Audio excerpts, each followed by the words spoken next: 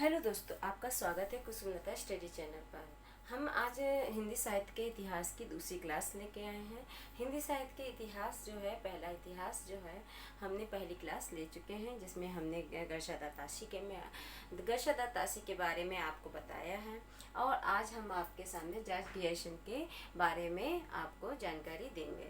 George Grierson जो थे ना, हिंदी साहित्य के इतिहास ग्रंथ इन्होंने लिखा था। पहली बात तो ये था, हिंदी साहित्य का इतिहास जो था ना, लेखन परंपरा की जो शुरुआत थी वो गरशा ताशी से हुई थी। ठीक है, गरशा ताशी ने ही हिंदी साहित्य के इतिहास का सूत्रपात किया था। सबसे पहला ग्रंथ उन्हीं का ही था। लेकिन उन्होंने पहला इतिहास लिखा, इसी वजह से उनमें गुण भी पाए गए, दोष भी पाए गए। जिसपे उनके दोष ये थे कि उन्होंने काल नामकरण नहीं दिया गया, इतनी साहित्य का काल विभाजन नहीं किया गया। उन्होंने वर्णानुक्रम से अल्फ़ाबेट के नाम से उन्होंने नामकरण किया था। इसीलिए उन्हें हिंदी साहित्य का इतिहास का प्रथम ग्रंथ नहीं कहा गया उनके इतिहास को। अब जॉर्ज ग्रियर्सन जो थे, इनके बारे में देखिए क्या क्या चीज़ें हैं, आपको परिचित कराते हैं। जैसे जॉर्ज ग्रियर्सन महोदय ने एशियाटिक सोसाइटी ऑफ बंगाल की पत्रिका, कौन सी पत्रिका थी? एशियाटिक सोसाइटी ऑफ बंगाल की पत्रिका की अतिरिक्तांक के रूप में the modern vernacular literature of Hindustan, क्या नाम है इनके इतिहास का, आप इसको नोट कर लीजिएगा, क्योंकि अक्सर इन जो हम आज क्लास लेके आए हैं उससे रिलेटिव अक्सर परीक्षाओं में क्वेश्चन आते हैं। तो इनका एक तो ये था कि हिंदी साहित्य का इतिहास का नाम क्या था? The modern vernacular literature of Hindustan, इनके इतिहास का नाम था। ठीक है, और अंग्रेजी भाषा में था। देखिए, ये जॉर्ज ग्रियर्सन थे जो वो अंग्रेजी भाषा में इन्होंने हिंदी साहित्य के इतिहास को लिखा था। ये इनका दोस्त कहा जाए या गुण कहा जाए तो दोषी है। लेकिन और जो गरशा ताशी थे, उन्होंने अपने इतिहास को किस भाषा में किया? फ्रेंच भाषा में था। वो पहला इतिहास था तो फ्रेंच भाषा में था। ये दूसरा इतिहास जो लिख रहे हैं जॉर्ज ग्रियर्सन, वो अंग्रेजी भाषा में है। ठीक है, अंग्रेजी भाषा में हिंदी साहित्य का इतिहास लिखा। यह ग्रंथ 1888 ईस्वी में लिखा गया।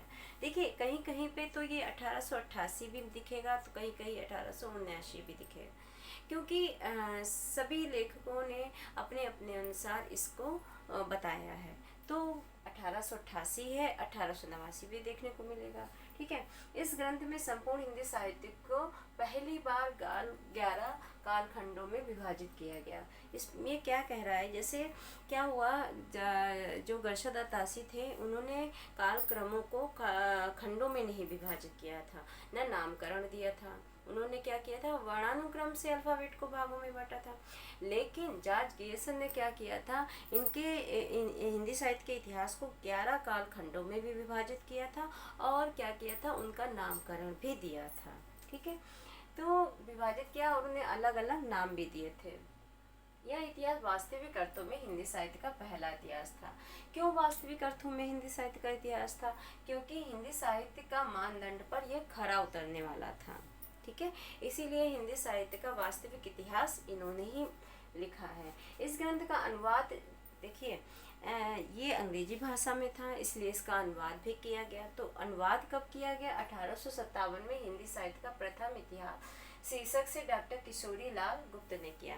देखिए, यहाँ पे क्या चीज़ आती है? किशोरी लाल गुप्त ने किया है इसका अनुवाद, और कब किया है? 1857 में। और किस नाम से किया? हिंदी साहित्य का प्रथम इतिहास।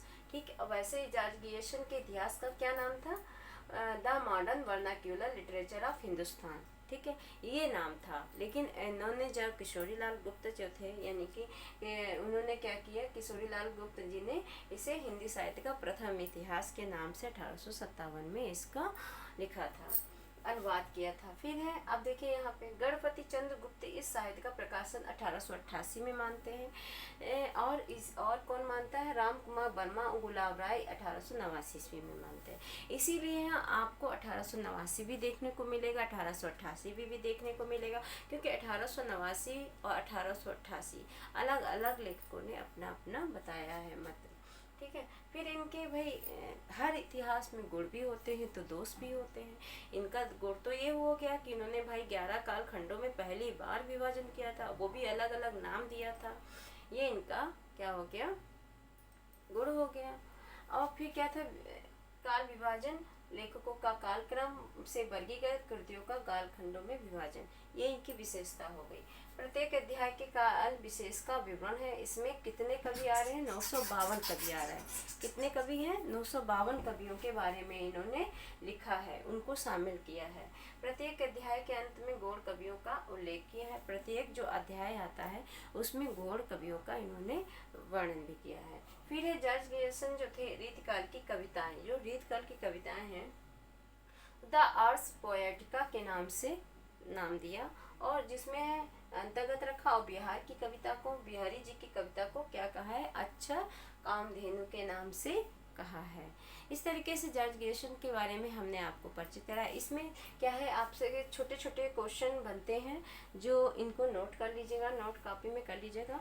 और क्या है कि ये थोड़ा सा छोटा दिख रहा होगा, लेकिन इसको मैनेज कर लीजिएगा आप लोग, क्योंकि हम चाहते हैं कि एक वीडियो में आपको ज़्यादा से ज़्यादा कंटेंट दे सकें।